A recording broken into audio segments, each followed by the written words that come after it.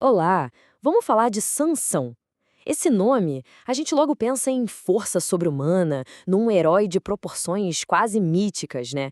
Mas a história de verdade, aquela que ficou enterrada por séculos, talvez seja ainda mais impressionante que a própria lenda. A imagem que vem à cabeça é a de um super-herói dos tempos antigos. Aquele homem cuja força supostamente vinha do cabelo e cujas batalhas eram espetaculares. É uma história que muita gente ouve desde criança. Então, é exatamente aqui que a nossa análise começa. A gente vai mergulhar nas camadas da história e da arqueologia para tentar descobrir quem era o homem por trás do mito. E olha, os achados são realmente surpreendentes. Para começar, a gente precisa entender quem era Sansão.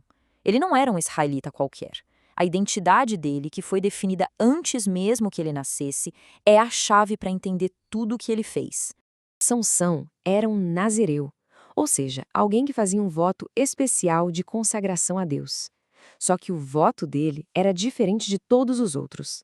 E essa diferença o definiu por completo. E aqui está o ponto crucial. Normalmente o voto de nazireu era uma escolha pessoal, sabe? E por um tempo determinado.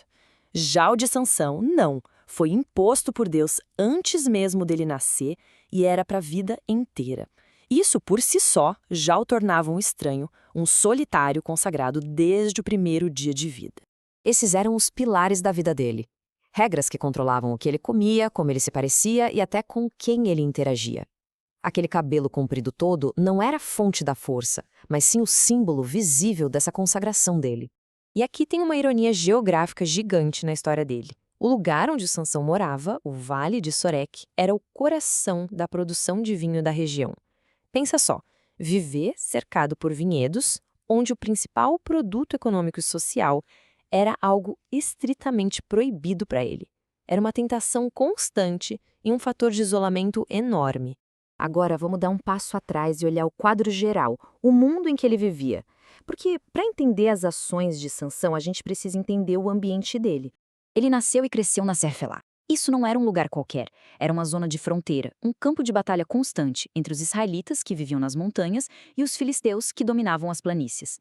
O conflito ali não era um evento esporádico, era o estado natural das coisas. E isso nos leva a uma das cenas mais famosas e, vamos combinar, mais estranhas da história dele. Lutar com uma queixada de jumento. Parece um exagero, um floreio dramático, né? Mas a arqueologia nos dá uma resposta bem pé no chão e surpreendente para isso. O segredo todo estava na tecnologia. Os filisteus tinham um monopólio da metalurgia do ferro. E, de forma bem estratégica, eles proibiram que os israelitas tivessem seus próprios ferreiros. O povo de Sansão tinha que ir até os inimigos para afiar uma simples ferramenta agrícola. Então, a queixada de jumento não foi uma escolha para aparecer, foi uma arma de necessidade. Lutar com aquilo era a realidade desesperadora de um povo praticamente desarmado enfrentando uma superpotência tecnológica. Faz todo sentido, né? E isso nos leva à parte talvez mais fascinante desta análise. As provas físicas que foram literalmente desenterradas do chão. Chegamos ao clímax da história.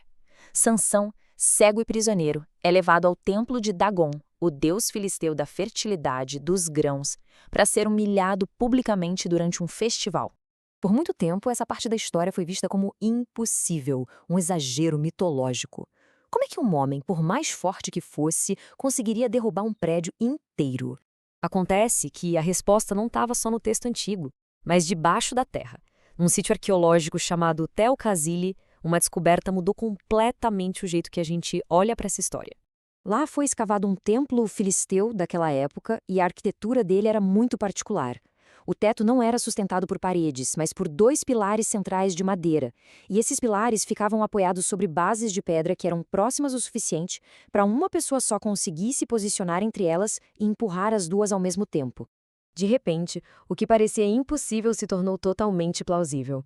A própria estrutura do templo tornava a façanha de Sansão arquitetonicamente viável. A evidência física, ali, no chão, validou um detalhe crucial da história, que por séculos foi considerado pura lenda. Tá, então o que tudo isso significa? Vamos juntar as peças do quebra-cabeça e chegar à nossa conclusão.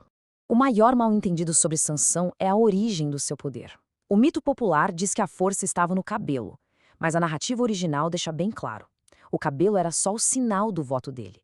A força, aquela capacidade de fazer coisas sobre-humanas, vinha do Espírito de Deus, que o capacitava em momentos-chave. E é aqui que a história fica ainda mais profunda. Sansão não era nenhum herói perfeito. Longe disso. Ele era impulsivo, quebrou quase todas as regras do seu próprio voto, tomou decisões péssimas.